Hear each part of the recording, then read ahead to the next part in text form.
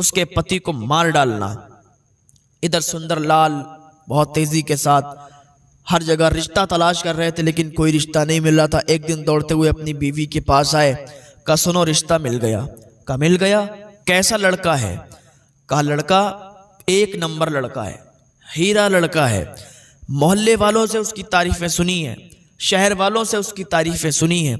आज तक उसने कभी भी किसी औरत की तरफ आंख उठाकर नहीं देखा। आज तक किसी औरत की तरफ, किसी लड़की की तरफ उसने आंख उठाकर नहीं देखा। दौलत तो नहीं है उसके पास, उसके वालिद का इंतकाल हो गया, छोटा मोटा काम करता है, अपना पेट पालता है। उसकी एक बूढ़ी माँ है, उसका भी ख्याल रखता है। लड़का मुझे बहुत पसंद आया। सुंदरलाल की बीवी ने कहा जब आपको पसंद आया तो हमें भी पसंद आ गया।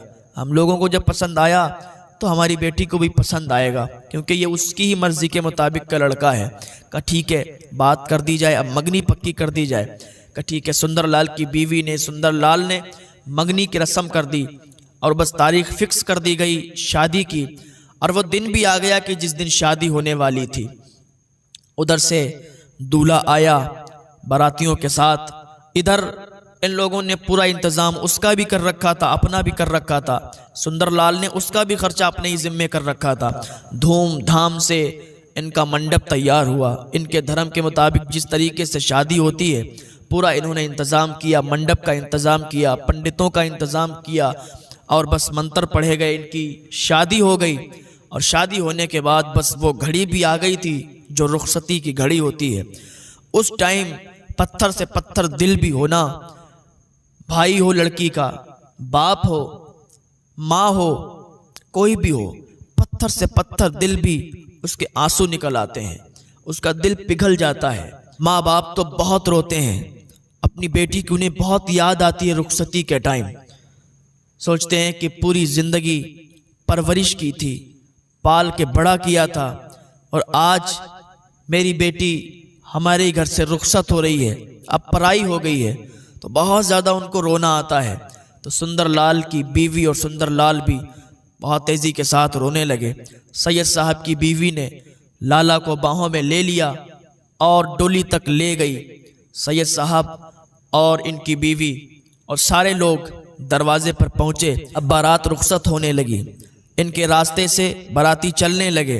अब ये लोग देखते रहे, जहाँ तक डोली दिखती रही, बाराती दिखते रहे, ये लोग देखते रहे। और जब आंखों से बारात ओझल हो गई तो वापस फिर घर में चले आए। बहुत ज़्यादा इन लोगों को गम हुआ कि इतनी फूल जैसी लड़की को पाल के बड़ा किया और अब वो पराई हो गई है, क्योंकि लड़की को तो उसके घर जाना ही है, लड़की को तो रख नहीं सकते ना, लड़की की शादी करना ज़रूरी होता है। तो बस इन्होंने अपनी रस्म को अदा कर दिया। अब बारात जंगल से रवाना हो रही थी। वो भयानक जंगल था, वो सुनसान जंगल था, रात का सन्नाटा था, क्योंकि यहाँ से जब बारात की रवानगी हुई थी तो शाम हो चुकी थी और जब जंगल में पहुँचे तो काफ़ी अंधेरा हो चुका था। इधर इस राजा के बेटे के गुंडे पूरे जंगल में फैले हुए थे कि जैसे इधर से डोली निकलेगी इधर ही काम तमाम कर देंगे और बीबी को उठा के, उस लड़की को उठा के और राजा के महल में ले जाएंगे, राजा के दरवाजे पर ले जाएंगे, जैसे कि उसकी माँ ने कहा था।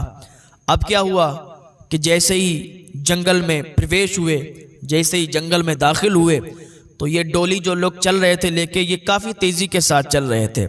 बाराती हल्के हल्के आ रहे थे, ये लोग काफ़ी तेज़ी के साथ काफ़ी आगे पहुंच चुके थे।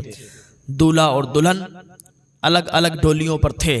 जैसे ही इन लोगों की डोली वो जंगल से निकली, राजा का बेटा वो शराब में धुत था, उसने अपने उन्हीं गुंडों से कहा कि डोली को उठा के फौरन इधर झाड़ियों में लाया जाए, एक तरफ लाया जाए, रास्ते में मत रखना। राजा के बेटे के जो गुंडे थे निकल निकल कर आ गए, हाथ में नंगी तलवारें थीं। जब इन लोगों ने ये देखा तो सहम गए, बिल्कुल सहम गए, डर गए। अब क्या था कि अब गुंडे फौरन वहां से उनकी डोली को उठाया और झाड़ियों में ले गए और रख दिया डोली को। अब ये लाला बड़ा डरी हुई थी कि अभी तक इसने घर का दरवाज़ा तक नहीं देखा था, दरवाजे के बाहर तक नहीं निकली थी और आज ये आके कहाँ फंस गई है। बहुत इसे रोना आ रहा था कि राजा के बेटे ने हुक्म दिया कि इस लड़के को कत्ल कर दिया जाए, जो उसका पति था, जिसके साथ उसकी शादी हुई थी, कि इस लड़के को फौरन कत्ल कर दो। कत्ल करने जा ही रहे थे कि लाला की चीख निकल गई। उधर राजा के बेटे के जो गुंडे थे उन्होंने लाला के पति को बाहर निकाला और निकाल के उसे कत्ल करना चाहते थे। इधर लाला डोली में बैठी हुई थी, राजा का बेटा आया और उसे हाथ लगाना ही चाहता था कि उसकी चीख निकली, या हुसैन, या हुसैन, या ताजदारे करबला, हमारी मदद के लिए आ जाइए। अभी इतना कहा था, अभी उसने हाथ भी नहीं लगा पाया था कि आसमान में एक बिजली चमकी। उस सुनसान जंगल में जब बिजली कड़की और ऐसी तलवार निकल कर आई, बिल्कुल धारदार और चमकती हुई तलवार। लाला कहती सिर्फ एक नजर मेरी उस पर पड़ी थी, उसके बाद मुझे पता ही नहीं क्या हुआ। और जब आंख खुली तो जितने उसके गुंडे थे सब के सब जमीन पर तड़पते हुए नजर आ रहे थे, सब के सब जमीन पर तड़प रहे थे। राजा का बेटा भी जमीन पर तड़प रहा था। फिर क्या था कि हम दोनों लोग सजदे शुक्र में झुक गए। इधर बाराती भी पहुंच गए थे। इतना बड़ा धमाका हुआ कि लोगों को मालूम चल गया कि क्या हुआ क्या हुआ। इधर बाराती पहुंचे, ये भी वहीं पहुंच गए जहां हम लोग थे, और खबर इधर भी पहुंच गई और राजा की तरफ भी पहुंच गई। उधर से भी काफी लोग आने लगे और इधर से भी सुंदरलाल और उसकी बीवी ने सुना तो लोग दौड़ते हुए आए। सैयद साहब की बीवी, सैयद साहब, सब लोग दौड़ते हुए आए। सुंदरलाल की बीवी तो काबू में नहीं थी कि काश मेरी बेटी को कुछ हुआ ना हो। दौड़ते हुए सब चले आ रहे थे। ये देखा कि जिंदा हैं तो बहुत खुशी हुई। और ये नीम बेहोश थे, ये बिल्कुल सहमे हुए थे, आधे बेहोश थे। जल्दी से इनको उठाया गया, डोलियों में बिठाया गया और इनको लाया गया घर पे, वापस लाए। थोड़ी देर के बाद इनका इलाज किया गया। इलाज करने के बाद थोड़ी देर के बाद होश में आ गए। सुंदरलाल की बीवी ने कहा, बेटी अब जल्दी से बता दो कि तुम लोगों के साथ हुआ क्या, जल्दी से बताओ, और इंतजार ना कराओ, बिल्कुल कलेजा मुंह को आ रहा है। तो सुंदरलाल की बेटी कहती है, माँ ऐसा हुआ था कि हम लोग जंगल के रास्ते से गुजर रहे थे कि कुछ डाकुओं ने, कुछ गुंडों ने हमला कर दिया। और जब उन्होंने हमला किया और वो मेरे पति को कत्ल करना चाहते थे और मुझे हाथ लगाना चाहते थे, जैसे ही वो मुझे हाथ लगा रहे थे मेरी चीख निकल गई, या ताजदारे करबला, या हुसैन मेरी मदद के लिए आ जाइए। माँ जैसे ही मैंने इतना कहा था तो एक बिजली चमकी और मैंने देखा था खुद। माँ एक चमकती हुई तलवार नजर आई, बहुत बड़ी तलवार थी।